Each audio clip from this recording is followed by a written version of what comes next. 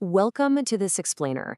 Today, we're taking an absolutely wild 20-year journey right through the evolution of computer memory. We're going to look at the very heartbeat of our computers, RAM. It's so easy to take it for granted, but the leaps we've made in just a couple of decades, honestly, they're staggering.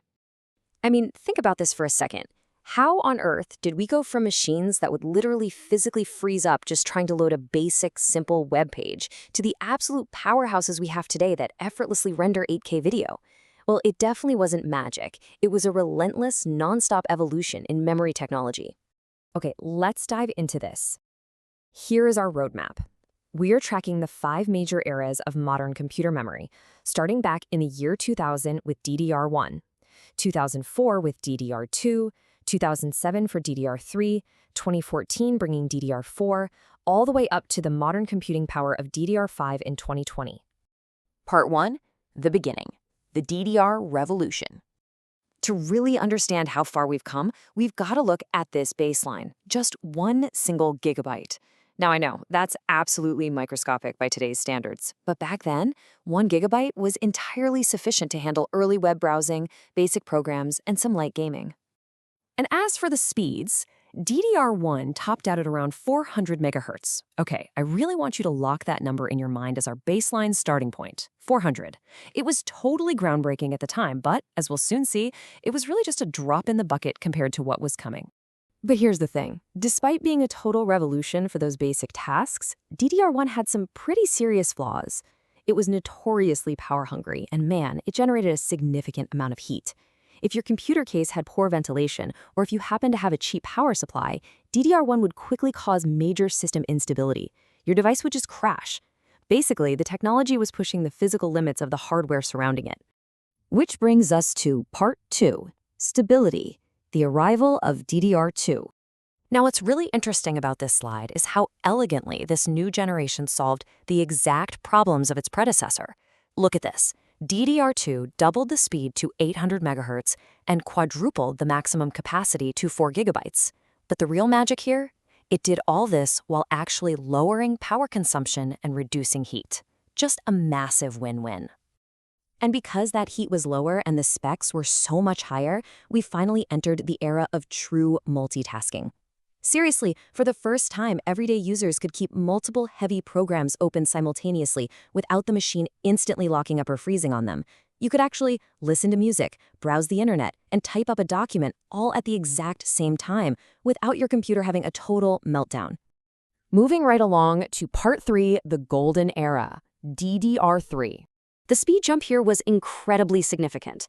We're talking DDR3 easily hitting 1600 megahertz as a standard, with enthusiast versions pushing way beyond that mark. And crucially, it managed to make this massive leap while becoming even more power efficient than before. This was also the era where dual-channel memory really went mainstream. If you aren't familiar, dual-channel is simply the ability to install 2 identical RAM sticks together so they work in perfect tandem. This unlocks a significantly better performance and much higher bandwidth. It was a tremendous boost, especially and absolutely crucial for budget computers that were relying on integrated graphics cards. All right, Part 4, the performance standard, DDR4. Let's move to and see how this builds. Let's look at exactly how our computer workloads had evolved by the time DDR4 hit the scene in 2014. Think about it. We went from simple web browsing on DDR1 to basic multitasking on DDR2. But by the DDR4 era, we were demanding our computers handle heavy gaming, incredibly complex 3D design, programming, and high-resolution video montage and editing. The demands on our machines had just absolutely skyrocketed. And to handle those intense demands, DDR4 really delivered incredible specs. We're talking base speeds starting at a blistering 2133 megahertz and easily scaling up to 3600 megahertz and well beyond. This generation gave users a really fantastic variety of size and speed options, allowing creators and gamers to build systems with huge capacities specifically tailored to exactly what they needed to do. And that brings us to the modern era. Part 5. The future. DDR5 power. The target workloads for DDR5 are, quite frankly, extreme. We are talking about seamless 4K and even 8K video editing, heavy gaming with massive, sprawling open worlds, and intense, extreme multitasking.